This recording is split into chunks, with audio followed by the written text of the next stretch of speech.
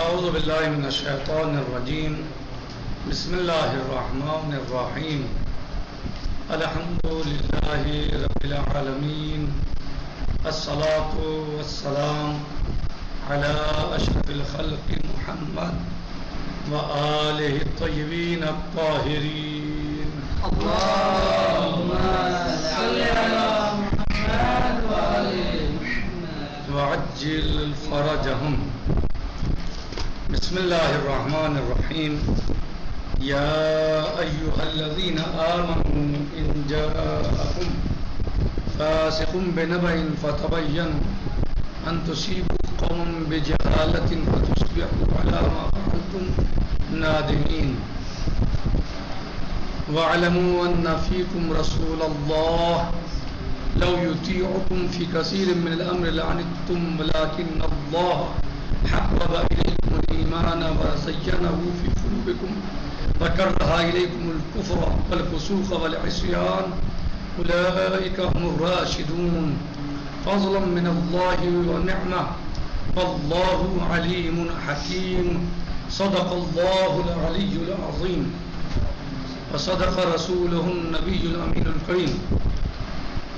سورہ مبارکہ حجرات میں آج ہم ان آیات کے ترجمے اور تفسیر کو شروع کرتے ہیں.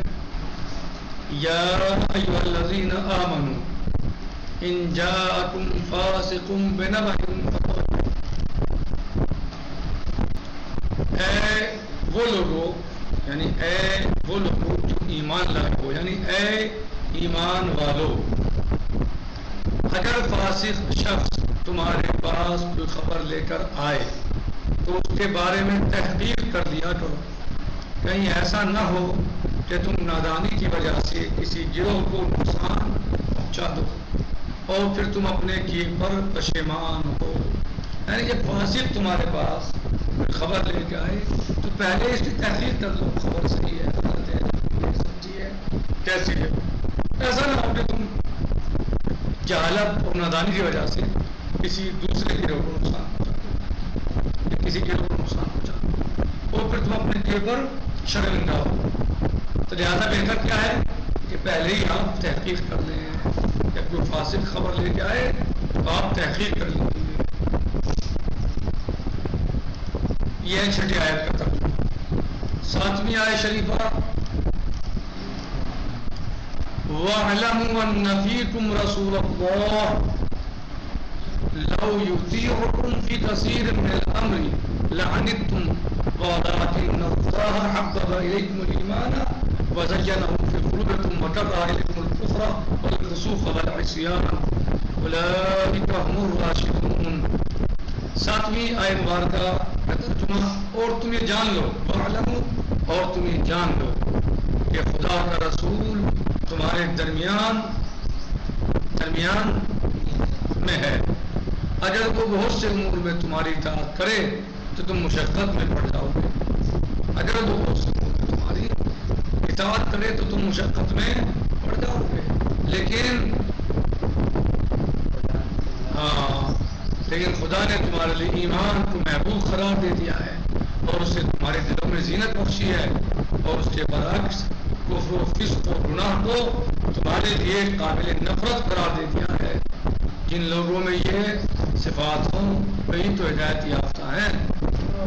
صحیح، جن لوگوں میں یہ صفات پائے جائیں وہی ہدایت یافتہ ہیں. لیکن اللہ حبب الیکم الایمان وزینہ فی قلوبکم وکرہ الیکم الکفر والفسوق والعصیان اولئک هم الراشدون. جن لوگوں میں یہ صفات پائے جاتے ہیں وہی ہدایت یافتہ ہیں، وہی رشد والے ہیں. فضلا من اللہ ونعمہ واللہ علیم حکیم. ساتویں مبارکہ کا ترجمہ آٹھویں آیت شریفہ کا ترجمہ. خدا نے اپنی طرف سے تمہیں فضل و نعمت عطا کی ہے اور خدا علیم و حکیم ہے. یہ تھی آج کی جو ہم نے سورہ مبارکہ حجرات کی 3 آیتوں کو ہم نے پڑھا ہے، تلاوت کی ہے، اس کا ترجمہ دیکھا اور اب ان کی ہم شان نزول بھی انشاءاللہ دیکھ لیتے ہیں. آئے مبارکہ کی شان نزول سب سے پہلے دیکھ لیتے ہیں.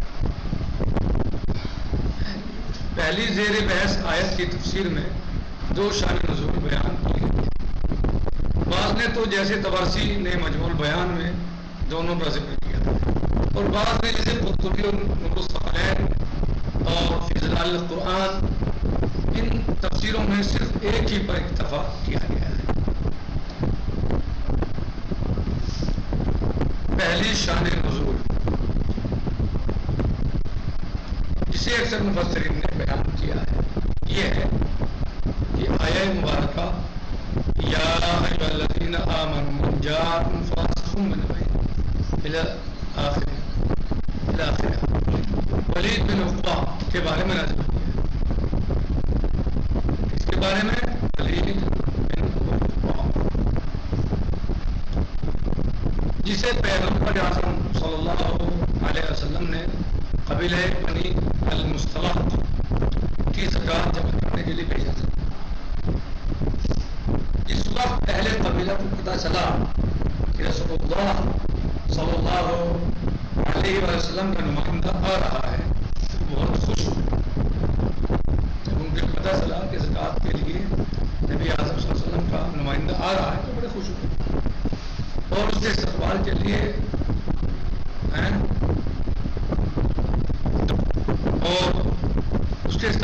دوڑے. لیکن کیونکہ ان کے اور ولید کے درمیان زمانے جاہلیت میں سخت دشمنی تھی تو اس نے خیال کیا کہ وہ اسے قتل کرنے کے ارادے سے آ رہے ہیں. اس نے کیا سوچا کہ تجھے قتل کریں گے.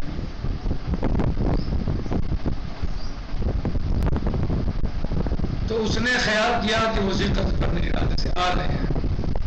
تو اپنے گمان کی تحقیق کیے بغیر ہی یعنی تحقیق نہیں کی گمان کی کس لیے آ رہے ہیں. وہ کس لیے آ رہے تھے؟ محبت میں استقبال کے لیے. اور اس نے اپنے گمان کی تحقیق کیے بغیر ہی پیغمبر صلی اللہ علیہ وسلم کی خدمت میں یہ پلٹ آیا اور عرض کیا کہ انہوں نے زکوٰۃ ادا کرنے سے انکار کر دیا ہے. اور ہم جانتے ہیں کہ زکوٰۃ ادا کرنے سے زکوٰۃ ادا کرنے سے انکار حکومت اسلامی کے خلاف ایک طرح کی بغاوت سمجھی جاتی تھی. یعنی اگر کوئی اس وقت پہ زکوٰۃ دینے سے انکار کرتا تھا تو گویا وہ حکومت اسلامی کا باغی تھا, وہ حکومت اسلامی کا مخالف تھا. تو اس بنا پر وہ اس بات کا مدعی تھا کہ وہ مرتد ہو گئے ہیں. یعنی وہ کہنے جا رہا تھا کہ وہ تو مرتد ہو گئے, وہ زکوٰۃ بھی دینا چاہ رہے اور لہٰذا باغی بھی مرتد ہو گئے. پیغمبر صلی اللہ علیہ وسلم کو اس پر سخت غصہ آیا اور ان سے جن کرنے کا ارادہ کیا تو اوپر والی آیت نازل ہوئی اور مسلمانوں کو حکم دیا کہ اس وقت کوئی فاسق خبر لے کر آئے تو اس کے بارے میں تحقیق کر لیا جائے. بعض نے اس پر مزید کہا کہ ولید کی طرف سے قبیلہ بنی مصطلق کے اعتراض کی خبر دینے کے بعد پیغمبر صلی اللہ علیہ وسلم نے خالد بن ولید بن مغیرہ کو قبیلہ بن مصطلق کی طرف بھیجا.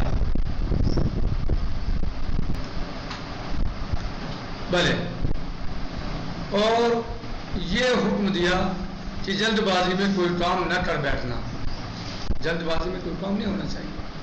اب جیسے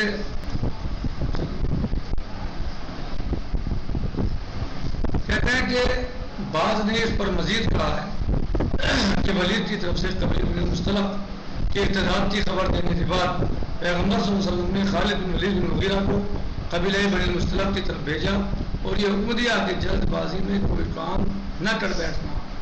خالد راتوں رات قبیلے کے قریب پہنچ گیا اور اطلاع دینے والے مامورین کو تحقیق کے لیے بھیجا. انہوں نے آ کر خبر دی کہ بنی مصطلق مکمل طور پر اسلام کے وفادار ہیں. تحقیق ہوئی تو پتہ چلا کہ وہ اسلام کے وفادار ہیں اور ان کی اذان اور نماز کی صدا انہوں نے اپنے کانوں سے سنی ہے. تحقیق کرنے گئے اور اس کے اپنے کانوں سے ان کی اذان اور نماز کی آوازیں سنی ہے. صبح کے بعد خالد خود ان کی طرف گیا اور خبر دینے والوں کی گفتار کی صداقت ملاحظہ کی. وہ پیغمبر صلی اللہ علیہ وسلم کی خدمت میں پلٹ آیا اور ماجرا بیان کیا تو اس وقت اوپر والی آیت نازل ہوئی اور اس کے ساتھ ہی پیغمبر صلی اللہ علیہ وسلم نے فرمایا اتانی من اللہ والعجلۃ من الشیطان، تاخیر و تحقیر کرنا اللہ کی طرف سے ہے اور جلد بازی سے کام لینا شیطان کی طرف سے ہوتا ہے۔ دوسری شان نزول شاید صاحب پڑھی۔ دوسری شان نزول، بسم اللہ الرحمن الرحیم، دوسری شان نزول جسے صرف بعض مفسرین نے نقل کیا ہے یہ ہے کہ آیہ مبارکہ ماریہ زوجہ پیغمبر صلی اللہ علیہ وآلہ وسلم والدہ ابراہیم کے بارے میں نازل ہوئی ہے، کیونکہ کچھ لوگوں نے پیغمبر صلی اللہ علیہ وآلہ وسلم کی خدمت میں یہ عرض کیا تھا کہ اس کا ایک چچاداد بھائی ہے جو کبھی اس کے پاس آتا ہے، جو کبھی کبھی اس کے پاس آتا ہے، اور ان دونوں میں غیر مشروع تعلقات ہیں۔ پیغمبر صلی اللہ علیہ وآلہ وسلم نے علی علیہ السلام کو بلایا اور فرمایا، اے میرے بھائی یہ تلوار دو، اگر تم اس کو ماریہ کے پاس دیکھو تو اسے قتل کر دو۔ امیر المؤمنین علیہ السلام نے عرض کیا، اے خدا کے رسول، کیا میں گرم کیے ہوئے سکے کی طرح مامور ہوں کہ آپ کے حکم کو عملی جامہ پہناؤں، یا کچھ حاضر شخص دیکھتا ہے وہ غائب نہیں دیکھتا؟ مزید تحقیق کر کے ذمہ داری کو پورا کروں۔ فرمایا نہیں، بلکہ اسی بنیاد پر کہ حاضر اس چیز کو دیکھتا ہے جسے غائب نہیں دیکھتا عمل کرتے ہیں۔ یعنی یہ سمجھ گیا بات سمجھ گئے؟ نبی کریم نے کیا فرمایا کہ اے علی یہ تلوار دو، اگر تم اس کو ماریہ کے پاس دیکھو تو اسے قتل کر دو۔ صحیح۔ مولا متقیان علیہ السلام نے کیا فرمایا، یا رسول اللہ کیا میں گرم کیے ہوئے سکے کی طرح مامور ہوں کہ آپ کے حکم کو عملی جامہ پہناؤں، یا جو کچھ حاضر شخص دیکھتا ہے وہ غائب نہیں دیکھتا؟ یعنی میں اسے دیکھ کے تحقیق کر کے مزید اس پر عمل کروں، ذمہ داری پورا کروں؟ تو آپ صلی اللہ علیہ وسلم نے فرمایا نہیں، بلکہ اسی بنیاد پر کہ حاضر اس چیز کو دیکھتا ہے جسے غائب نہیں دیکھتا عمل پورا، یعنی کرو تحقیق، دیکھو اچھی طرح تحقیق کرو۔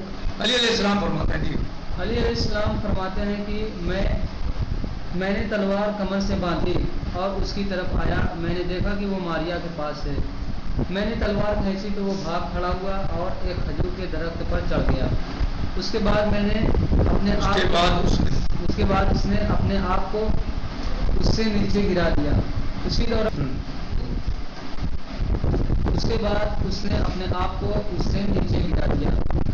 دوران اس کا پیراہن اوپر اٹھ گیا تو معلوم ہوا کہ وہ تو اصلاً جنسی عضو رکھتا ہی نہیں۔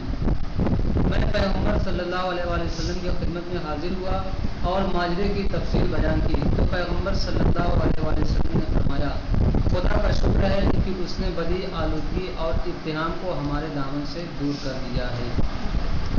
یعنی مولا متقیان اگر اس ماجرے کو مثلاً جو ہے وہ بیان نہ کرتے اور تھوڑا صبر یا تحمل سے کام نہ لیں مثلاً، تو اسے وہ قتل ہو جاتا مان لیجیے، تو یعنی تو مولا نے اسی لیے پیغمبر صلی اللہ علیہ وسلم کو اس کی خبر دیا، رسول اللہ ایسے ایسے معاملہ ہے، ماجرا ہے، تو آپ نے فرمایا خدا کا شکر ہے کہ اس نے بدی آلودگی اور اتہام کو ہمارے دامن سے دور کر دیا ہے، تحقیق ہو گئی، بات ختم ہو گئی۔ صحیح۔ تو نتیجۃ البحث یہی ہے کہ اگر آپ کو کوئی خبر ملے، فاسق کوئی خبر لائے، فاسق کی خبر ہو تو آپ اس میں تحقیق کرو اور کسی مسئلے میں بھی جلد بازی نہ کرو، بلکہ اس کو سوچ کے سمجھ کے اچھے طریقے سے آرام سے بعد میں فیصلہ لو کہ کیا کرنا ہے اور کیا نہیں کرنا ہے۔ جلد بازی کے فیصلے میں اکثر و بیشتر جو ہے وہ ملامت اور شرمندگی ہو سکتی ہے، جیسے قرآن کریم نے بھی بیان کیا اس آیہ مبارکہ میں، یا ایھا الذین آمنوا ان جاءکم فاسق بنبأ فتبینوا ان تصیبوا قوما بجہالۃ فتصبحوا علی ما فعلتم نادمین، کہ ایسا نہ ہو کہ تم اپنے کیے ہوئے فیصلے پر پھر نادم ہو، شرمندہ ہو۔ تو پہلے ہی جو فیصلہ کرو وہ سوچ سمجھ کر کرو، تحقیق کے ساتھ کرو۔ اگر کوئی فاسق خبر لے کر آئے تو اس پر ڈائریکٹ عمل نہ کرو، بلکہ اس میں چھان بین کرو اور اس کے بعد فیصلہ لو جو بھی آپ کو کو فیصلہ لینا ہے. نکتفی حاضر مقدار باقی سیجی غدن انشاءاللہ. الحمدللہ رب العالمین. السلام علیکم.